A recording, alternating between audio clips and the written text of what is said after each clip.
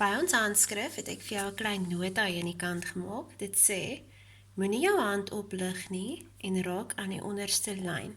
So jy moet altyd kyk dat jy daai goedjies doen. Nou eerste gaan ons vir n maak. Onthou jou vingerspasie. Hy begin bo en hy spring af 'n reguit lyn tot op die onderste lyn.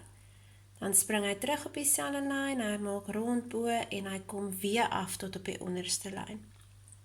So kyk mooi. Reguit lyn af, terug op dieselfde lyn, rond bo en hy gaan weer om tot op die onderste lyn. Dan gaan ons vir hy maak. Nou hy lyk amper soos die n as ons mooi kyk. Die hy het net 'n langer nek. So jy begin om heel bo, jy maak 'n lekker lang lyn af, spring terug op dieselfde lyn, maak hom rond bo en eindig hom weer op die lyn.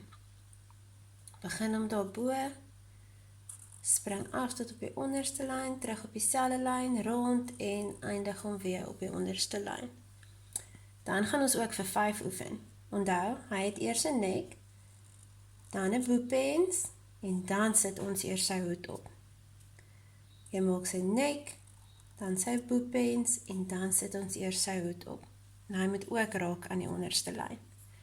En as jy wil, kan jy jou patroon wat hier bo is of hier onder is, of albei, kan jy versier en mooi maak soos jy wil.